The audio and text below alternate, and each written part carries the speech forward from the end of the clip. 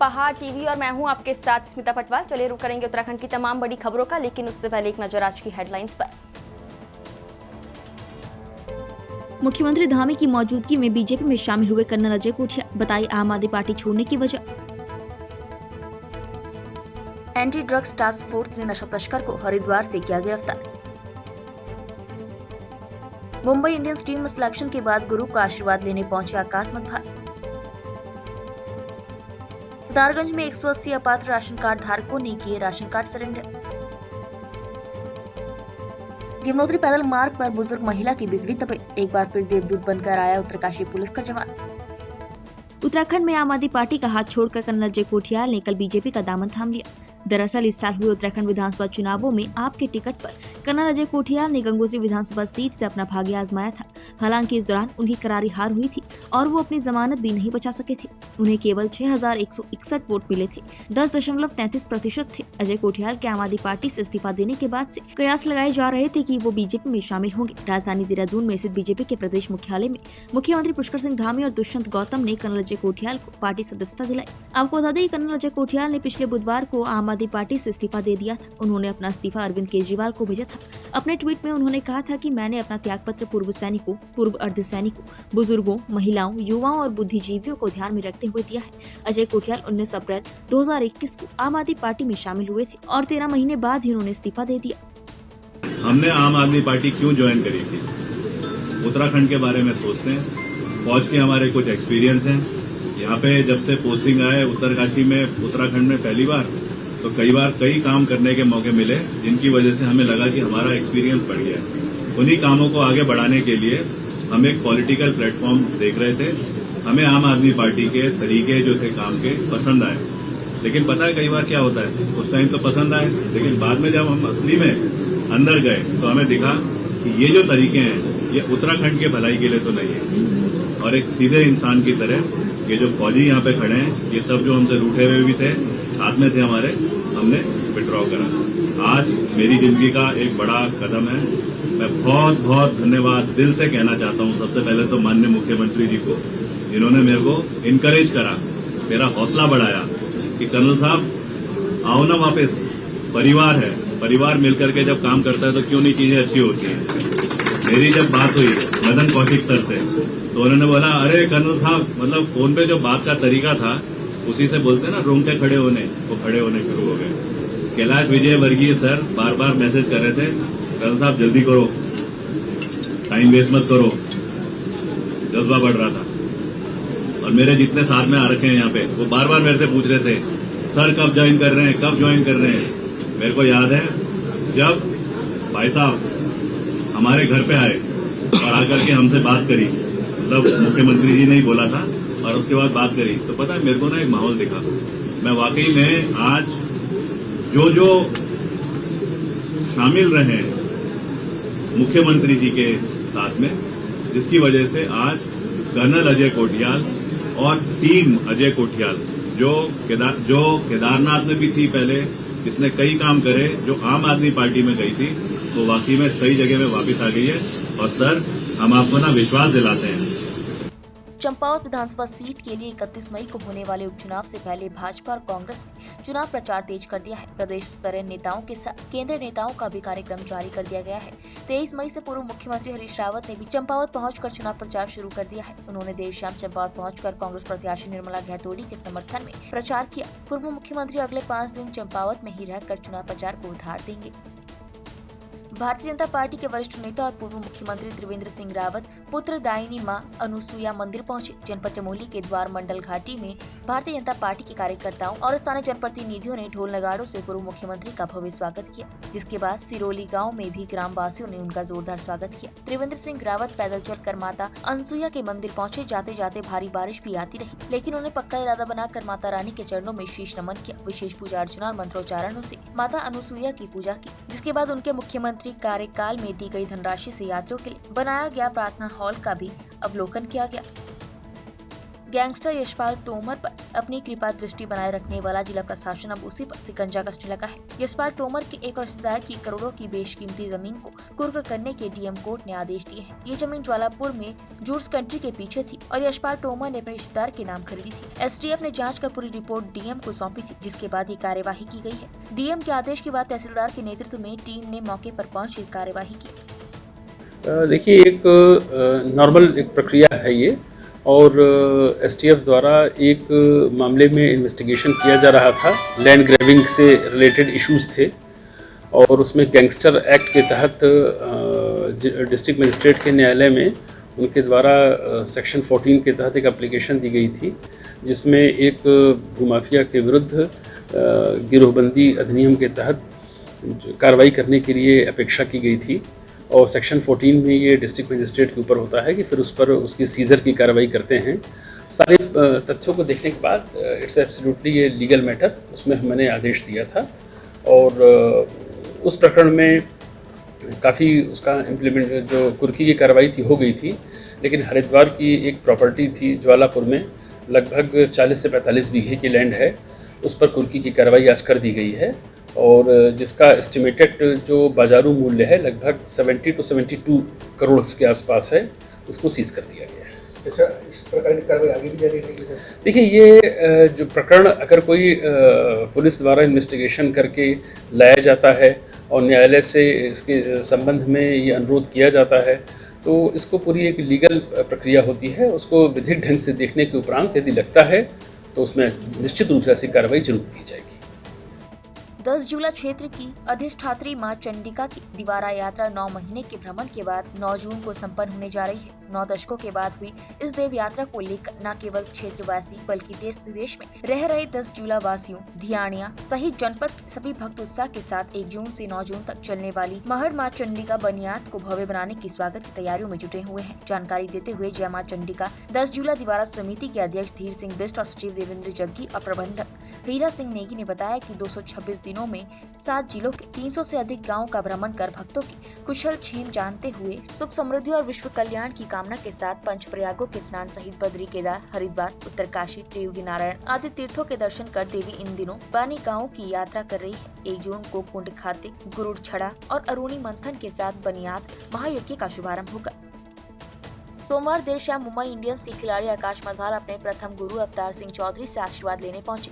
आकाश मधवाल ने कहा कि आज मैं जो कुछ भी हूँ उसका सारा श्रेय मेरे गुरु और मेरी माँ को जाता है। उन्होंने कहा कि मेरी माँ के आशीर्वाद और मेरे गुरु की मेहनत आज रंग लाई है। उन्होंने कहा कि आईपीएल के दौरान सीनियर खिलाड़ियों के साथ बिताया समय अच्छा रहा, उनसे काफी कुछ सीखने को मिला है। आकाश ने कहा उनका आगे प्रयास रहेगा कि वो भारतीय टीम के लिए खेले। वहीं वीर शौर्य क्रिकेट एकेडमी के कोच ऋषभ पंत और आकाश मधवाल के प्रथम गुरु अवतार सिंह चौधरी ने कहा कि उत्तराखंड रणजी टीम के खिलाड़ी आकाश मधवाल का चयन मुंबई इंडियंस टीम में हुआ है। उन्हें गर्व है कि उनके शिष्य ने उनका और क्षेत्रवासियों का नाम रोशन किया है। उन्हें विश्वास है कि वे भविष्य में भी क्षेत्र का नाम विश्व पटल पर चमकाएंगे।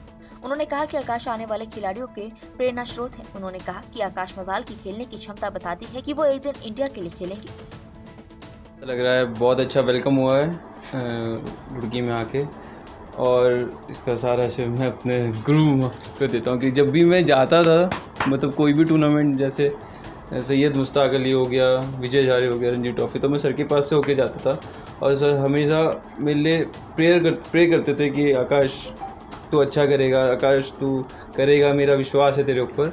और सर ने हमेशा मुझे एक मोटिवेशन दी है। जब भी मैं कोई भी टूर्नामेंट खेलने जाता था कहते थे आकाश तू करके आएगा। और सर की जो मेरे लिए पॉजिटिव थॉट्स थे वो मुझे बहुत आगे तक ले जा रहे थे, मतलब बहुत आगे मैं देखता था अपने आप को, क्योंकि सर मुझे हर बार बोलते थे आकाश तू आगे खेलेगा, मेरा विश्वास है तू खेलेगा, मेरा आशीर्वाद है तू खेलेगा। मुझे बहुत अच्छा लगता था। सर हमेशा मुझे पॉजिटिव मोटिवेशन देते। परिवार का कितना सहयोग?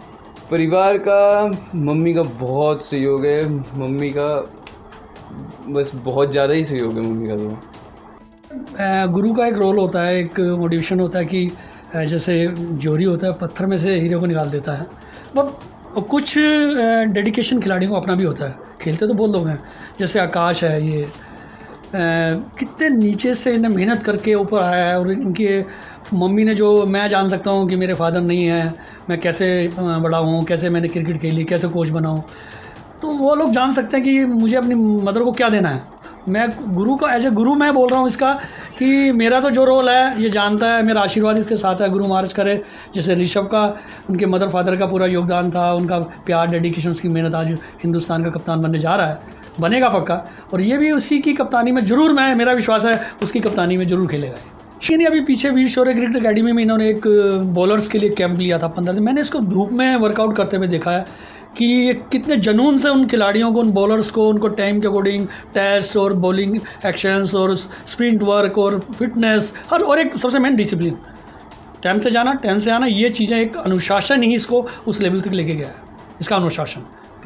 ये मेरी बेस्ट विशेज़ है इसके लिए, इनकी मम्मी के लिए, इनके परिवार के लिए, इनके जो ये भाई वगैरह, ये लोग, इनके बहुत साथ लगे हुए इन लोगों के लिए इनका प्यार है, जो रुड़की का, उत्तराखंड का सारा प्यार है। CU जो इनका, हमारी एसोसिएशन है उत्तराखंड की, लगातार तीनों फॉर्मेट खिला रही है, डिजर्व करता खिला रही है, और होप टू कि रणजी ट्रॉफी कैप्टन जल्दी बनेंगे उत्तराखंड के।